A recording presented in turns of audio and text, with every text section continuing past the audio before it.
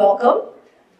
Thank you for joining the Housing and Community Development Department Spring 2025 Community Meeting. If you need a Spanish interpreter, we have an interpreter available to assist. Please raise your hand at this time if assistance is needed. Okay, let's get started. I want to introduce the City of Houston's Housing and Community Development Department Director, Director Mike Nichols.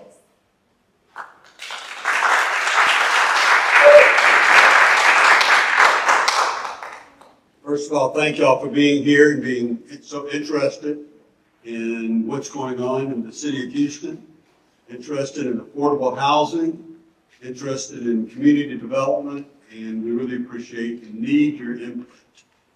I'm here representing not only the department, but also Mayor John Whitmire. In his remarks on Monday on public radio, he was asked about affordable housing and community development and gave our department a shout out. But more importantly, he expressed his huge interest in where we're going forward with affordable housing. Before I go forward, I want to make sure I see one representative of Councilwoman Kasich Stadium. Will you stand up and thank you? Is there anyone else here from City Council or government? Yes, tell me who. I'm Blake Britton. I represent Council Members Wiley Carter at large, Position 3. Here to get some information, meet people, and I'm happy to be here. Thank you. If I've missed anybody else, it's my big fear. I once gave it was introducing the folks at my son's wedding, and my sister came up to me and said, "You really messed up." And I said, "What did I do?" And she said, "You forgot to introduce your mother-in-law." So I still have a fear of that. Again, welcome to the Spring 2025 Community Meeting. I'm Mike Nichols. This is our second of two spring community meetings. The other was virtual. This is much more fun for me. As well as facilitating for residents of the City of Houston. The needs of Houstonians are a top priority of this department and of the mayor, and we continue to gather your input and feedback during these meetings to help us achieve a common goal, which is assisting all Houstonians. During this meeting, I encourage you to take notes, share this information with your family members and friends, and most importantly, use this as an opportunity to connect to people in our department. Everybody who's working for HCD, hold their hands up. And I just want you to know that these folks here are here for you. They're here as a conduit for you, your questions, your interests, and most of all, your suggestions. You are critical to helping us understand the needs of Houstonians, so please stay engaged in this meeting and after the meeting too. Give your feedback during the public hearing segment and the discussion groups because we need to hear from you. We not only want to hear from you, we need to hear from you. I'm now going to introduce Andrea Warren, who will take us through the presentation and do some other introductions. Andrea. Thank you, Director Nichols. My name is Andrea Warren. I'm an administrative coordinator for the Planning and Grant Reporting Division. And I'm excited to be with you all this evening to talk about the development of our strategic planning document, the 2025-2029 Consolidated Plan. Today, you will also hear from HCD's Deputy Director, Derek Sellers, who will moderate the public comment segment of this meeting. Okay, raise your hand if you have ever attended a meeting hosted by the Housing and Community Development Department. Okay, I see a lot of hands. I like that. Well, for those of you who have not, our meetings provide an opportunity for residents and stakeholders to work collaboratively with our department to plan for the future of your community. Let's dive into the first part of the presentation. A recording of tonight's presentation will be available on our website, houstontx.gov/housing. Additionally, the presentation slides will also be available on our public hearing webpage, houstontx.gov/housing/public-hearing. Moving on to our vision. To achieve our vision at the Housing and Community Development Department, we develop affordable homes, preserve existing affordable housing, make public facility improvements, fund partners to provide economic development, and support organizations that deliver services for low and moderate income persons. And now we're going to segue a little bit. Let's cover the ground rules in our agenda, right? First, we're going to give you a presentation about our department and why we are here. We will review past performance. We will highlight public engagement activities. We will review demographic and housing data and discuss our consolidated plan. Then we will have our group breakout activity during which a facilitator and note taker will join your table for a brief discussion. After that, we will have our public comment segment where you, as the participants, will be able to make comments about our presentation. And then we will end the evening with a few final remarks.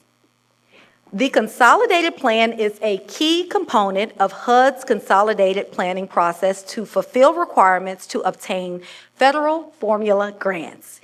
It identifies strategies and goals for the 5-year period covered by the plan. It helps states and local jurisdictions assess affordable housing needs, community development needs, and market conditions to make data-driven, place-based investment decisions, and serves as the framework for a community-wide dialogue to identify housing and community development priorities. Before we get into the 2025-2029 Consolidated Plan in more detail, let's take a glance at the past. This slide shows a history of grant allocations we have received that are covered under the previous Consolidated Plan period. This section will also cover the last 5 years of our work. This slide shows a history of the grant allocations we have received that are covered under the previous 2020-2024 Consolidated Plan period. As shown in this graph, our grant allocations have remained relatively steady with a decrease in home funding in 2024, but slight increases in HOPWA in 2023 and 2024. The City of Houston continues to advocate for increases in these grant allocations. The next 2 slides will highlight some of our accomplishments during the 2020-2024 Consolidated Plan period. During this period, we funded construction or rehabilitation of 317 multifamily affordable rental homes. We repaired 133 homes for low and moderate income families. We provided 138 low and moderate income families with down payment assistance to assist them in purchasing a home.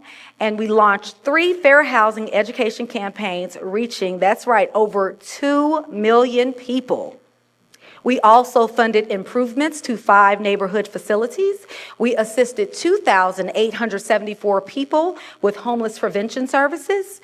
We provided 622 families with rental assistance. We assisted 72,595 people with job training, childcare, and other public services.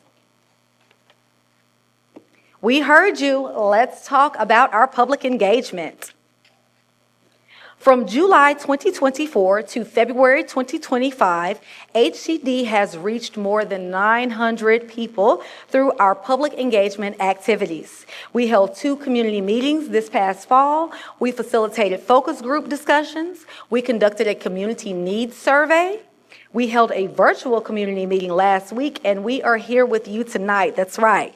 The purpose of our public engagement efforts were to better understand your needs as stakeholders currently assisting Houstonians and to work together with residents to create strategies that will help us to better assist Houstonians. In 2024, 688 residents participated in our community needs survey. We asked a total of 42 questions that we felt would help HCD determine Houstonians' needs and wants in areas of improvement. The following represent the top housing challenges identified by survey respondents: dealing with the flooding and natural disaster or heavy rain, paying for repairs, finding a better place to live, and rent increasing to an amount that is not affordable.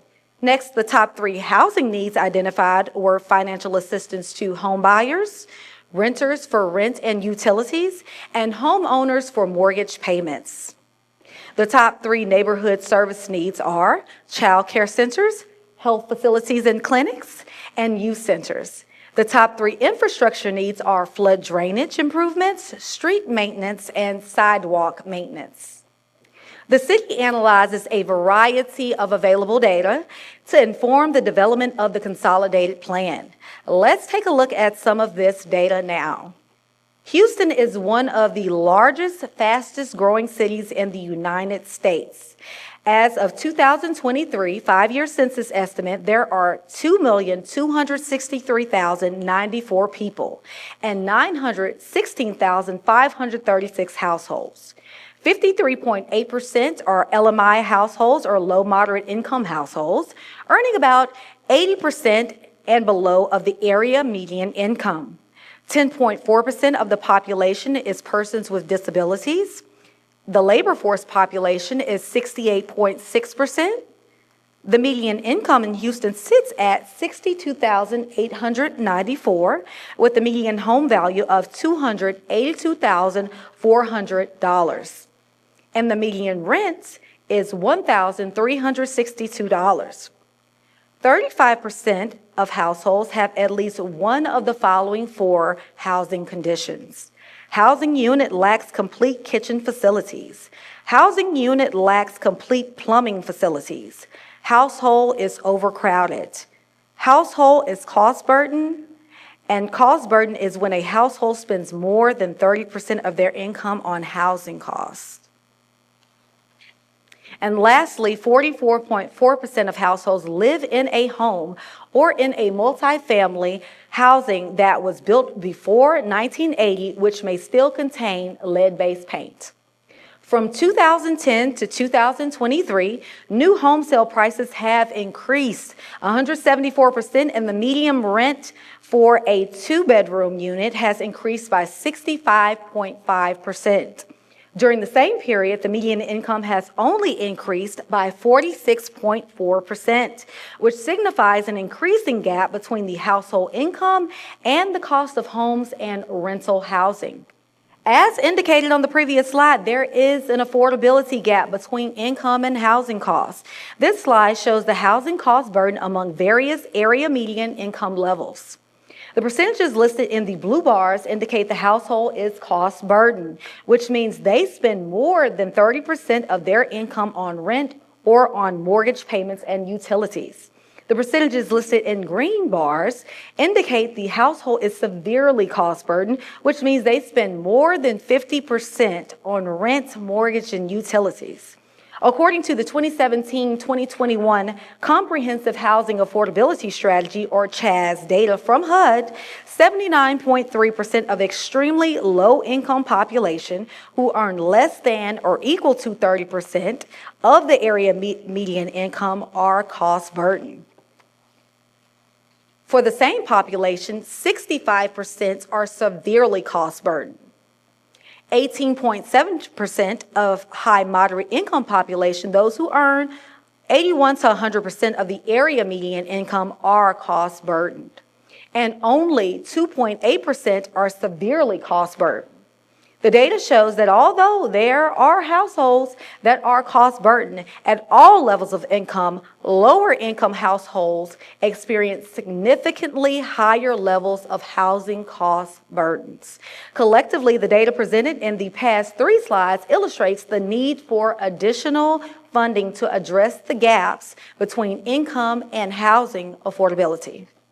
Now let's review our 2025-2029 Consolidated Plan.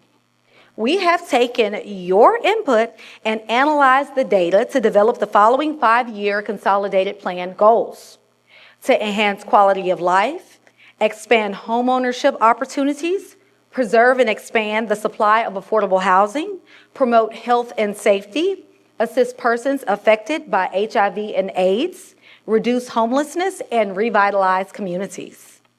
The Consolidated Plan sets goals and strategies for how we will spend an estimated $250 million over the next 5 years. This includes $123.2 million in CDBG, $48.3 million in home, $67.6 million in HOPWA, and $10.9 million in ESG.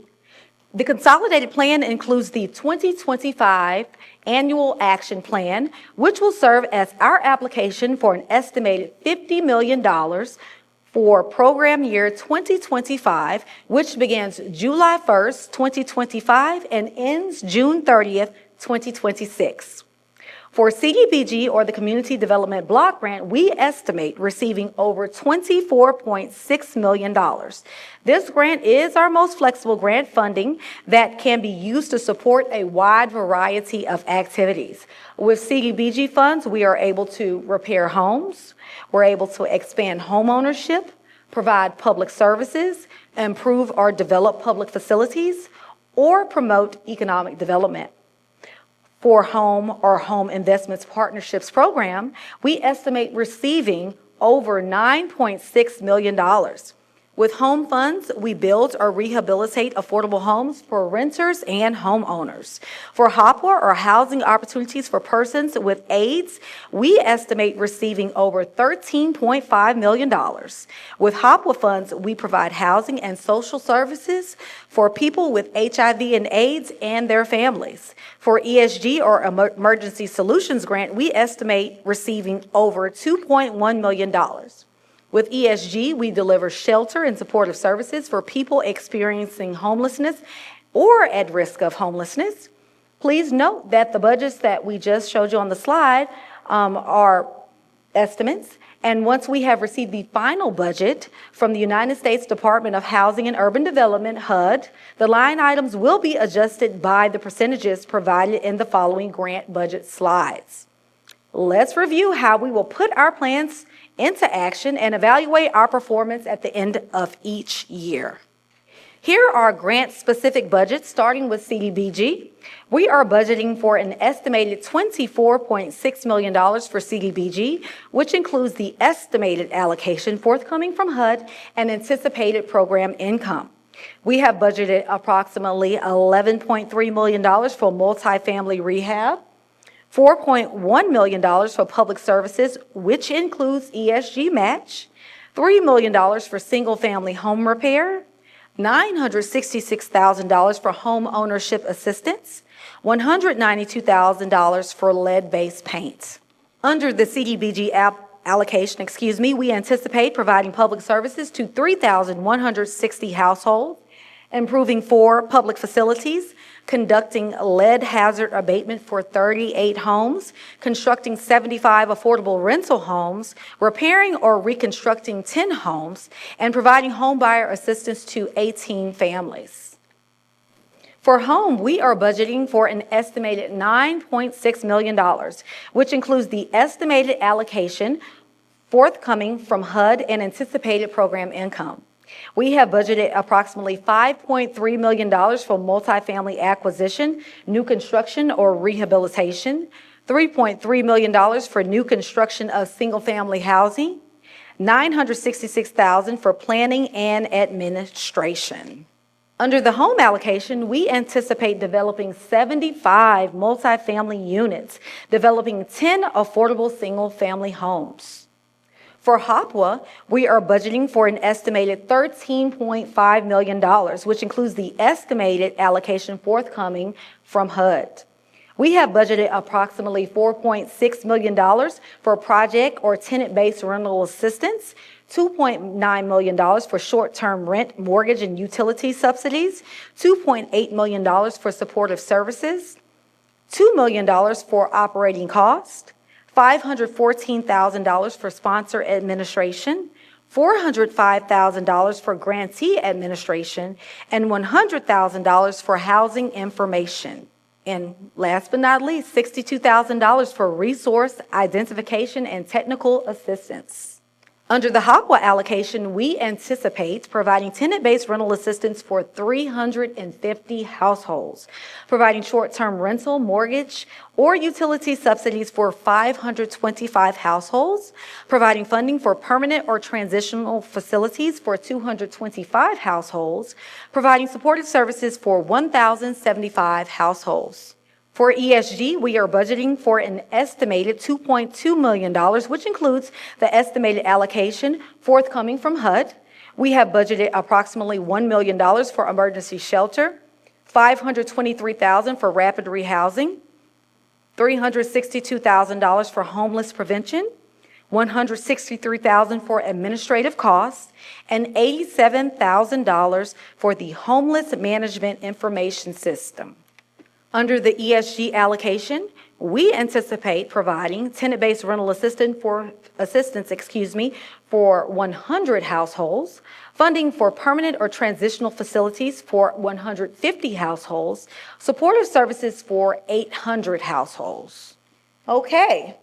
Now that you have heard our presentation, let's begin our breakout group activity. If you are now sitting at a table, you will have an HCD team member join your table to facilitate a group discussion. So I would ask at this time that all facilitators and note takers find a table with our residents so we can begin the activity.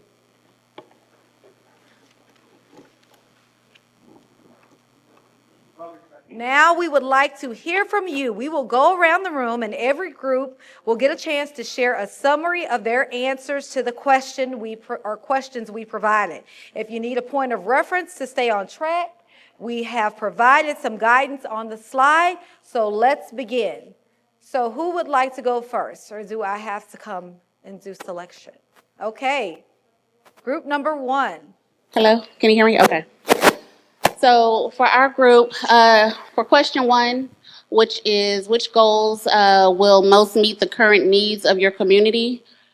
We had a lot for enhanced quality of life, expand home ownership opportunities, and preserve and expand the supply of affordable housing. Specifically when it comes to the 30 to 50 AMI, down payment assistance, giving people more opportunities, and then also for daycares and things like that, and safer neighborhoods, so to decrease crime, number 1. Number 2, we have which would most benefit your community, and we have mostly enhanced quality of life, youth services, giving vocational and technical programs back into those communities. Of course, expanding the home ownership supply and resources for down payment assistance. And, I already said down payment. And for number 3, which activity or services would you prioritize in your community? We have reduce homelessness by making more resources aware and available to those in need, and tenant, as well as outreach programs and tenant-based rental assistance. Moving on to group number 2, or the center table.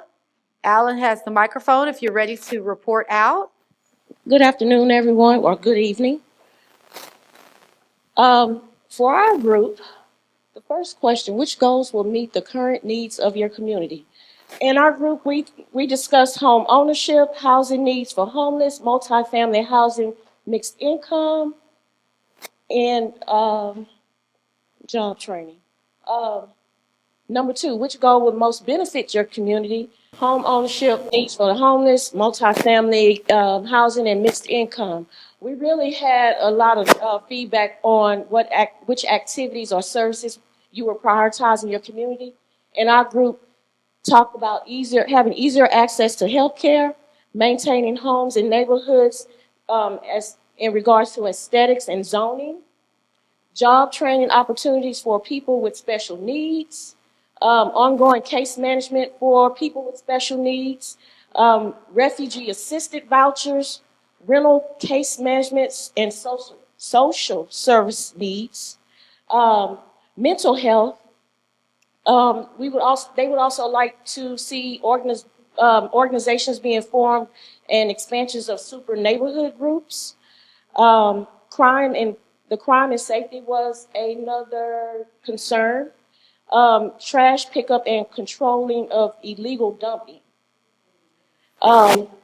life skill classes for the youth and reconnecting the youth with the community and case management for the youth, and also job creation, referencing other city programs for homelessness reduction to see what programs they provide or they have come up with. Um, Creating mobile units of volunteers and outreach programs for homelessness and rehabilitation programs. Okay. Thank you. If we could go to the next group. Hello, good evening, everybody. We had a pretty diverse groups as far as communities that were represented at the table.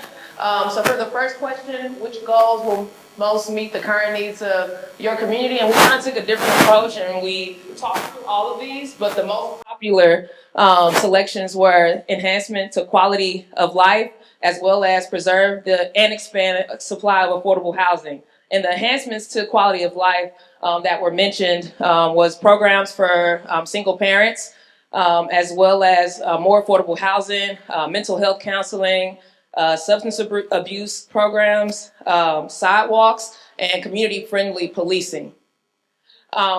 When it comes to preserve and expand the supply of affordable housing, some good points were more grants and subsidies for builders, also airship support legally for people that are dealing with, family properties that are tied up in airship issues that end up going to the auction, and those properties end up going to the highest bidder on the market.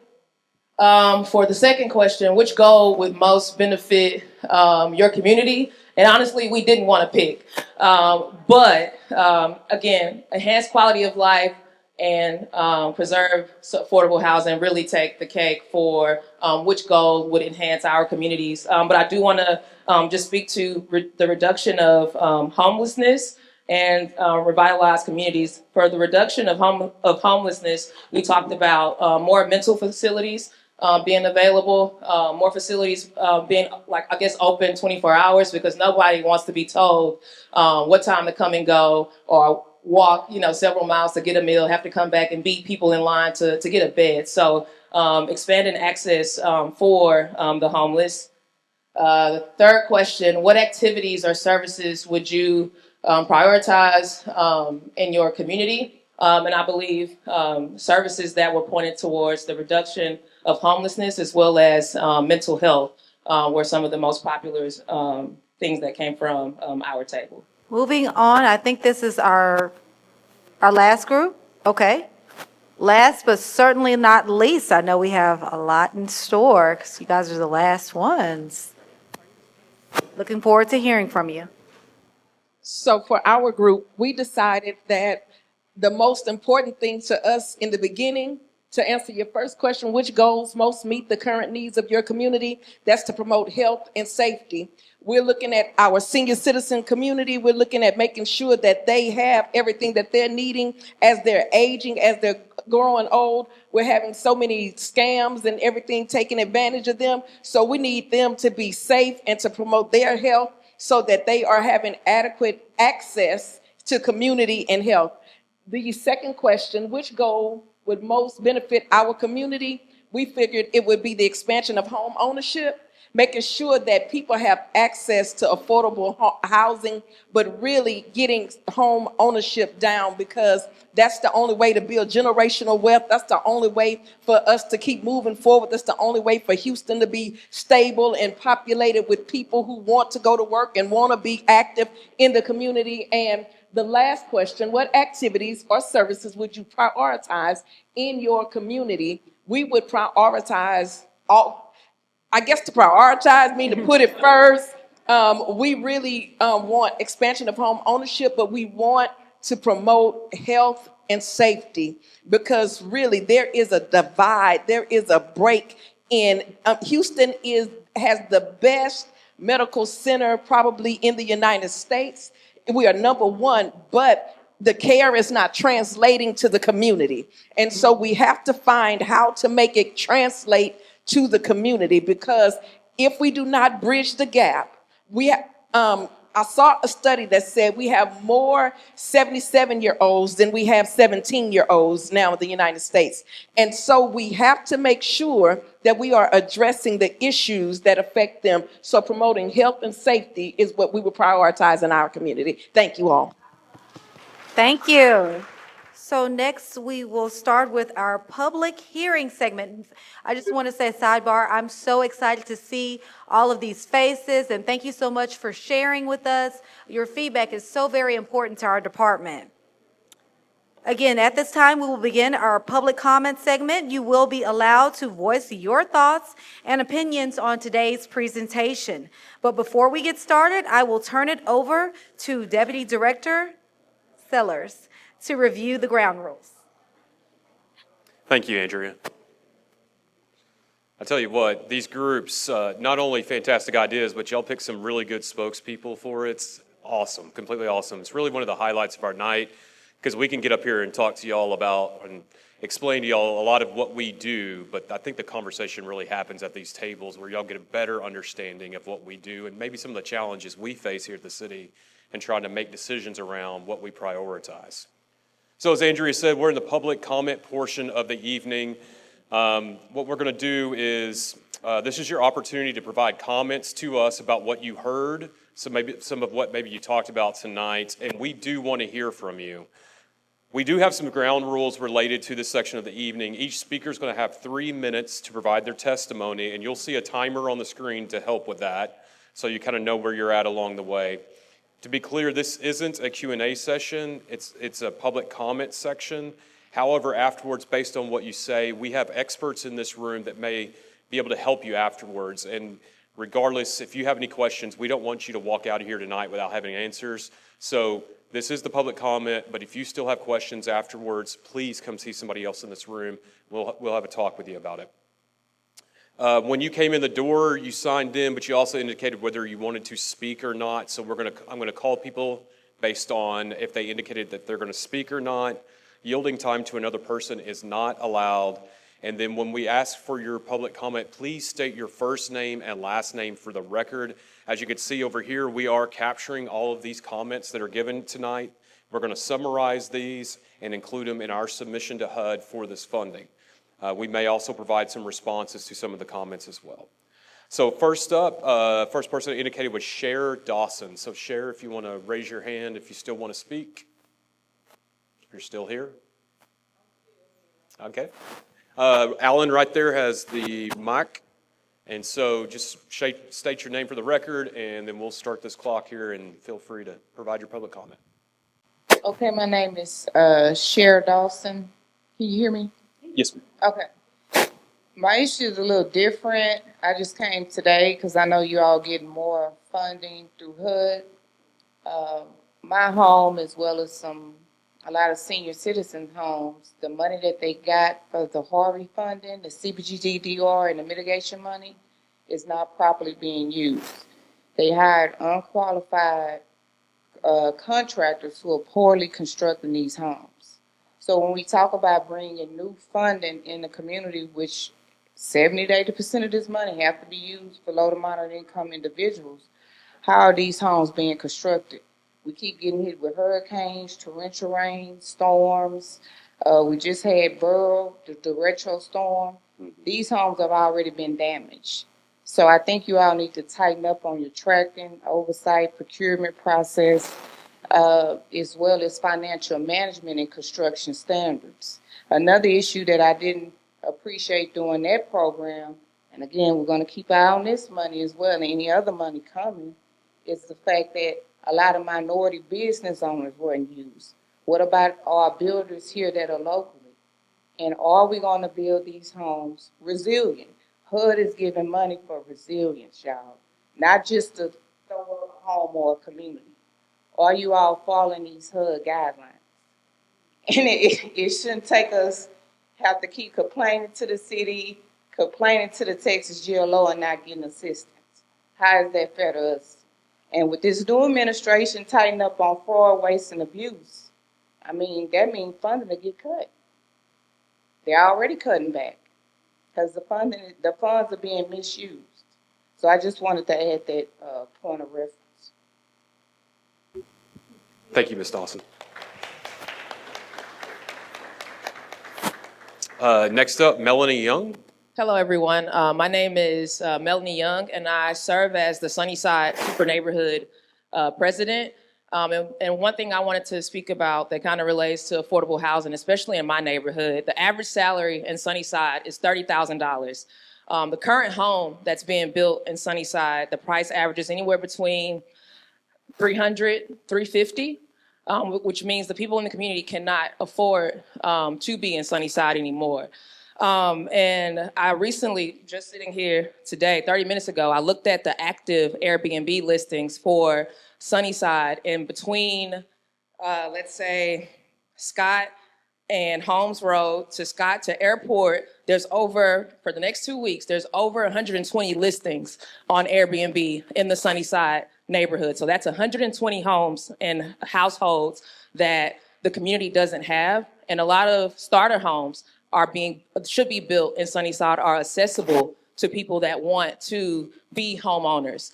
And the new ordinance that I believe that's being proposed, it doesn't have any teeth.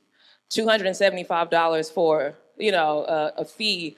Someone with 5 to 6 Airbnbs in the neighborhood, that doesn't do anything to deter them or even bring that money back into the neighborhood or provide affordable housing for people in communities like Sunnyside. I couldn't make it to the public hearing down at City Hall because I had to work. I used all my PTO. But I do feel like I hope there are amendments to the Airbnb ordinance to start to regulate how many properties that an investor can own in a neighborhood, or just looking at more vulnerable neighborhoods to say, short-term rental isn't really, the thing to do in our neighborhoods and in our communities. Thank you, Ms. Young. So those were the only 2 people that signed up to speak, but we want to do a general call. So if you're interested in speaking, and I know some of you as you walked in, you may not have thought you would be, but maybe some other conversations have encouraged you to do so. So if you would like to speak tonight, just raise your hand, and Alan will come by and hand you the mic, and then just state your name, and we'll start your public comment. So if there's somebody else that wants to speak tonight, please raise your hand. Going once. All right, so that's going to conclude our public comment session, and we'll turn this back over to Andrea to move on with the presentation. Again, thank you to everyone for participating. I will now turn it back over to Director Nichols for a few final remarks. Thank you again for being here. Thank you for your participation in the breakout groups. We're going to keep those notes and talk them through, so thank you for that. Thank you for the 2 people who stood up and made public comments. I'll just make a few extra comments that goes back to the public comments. We are concerned about our federal funding. We're working closely with the new Secretary of HUD to show him what Houston's doing and about how we spend our money well and how we work through these issues. I think he'll be coming to Houston. He's a Texan, so maybe that will give us a little bit of extra effort. But it is a time of concern as these funds are being cut. I can't give you any great feel for that other than we're working where we have contracts. We're going to demand that those contracts be honored, and it's going to take some extra work. Again, with the mayor's intergovernmental staff, there's a lot of conversation with Washington talking about what we do and what we do differently and what we do better. So I wish I could say I'm optimistic. We're seeing on a daily basis where their cuts are being made. We don't have a real answer. One is, at this point, it seems like there are a lot of cuts in headcount in government, but we don't know about the funding and how that will be done. It seems sporadic. And so, again, it is concern.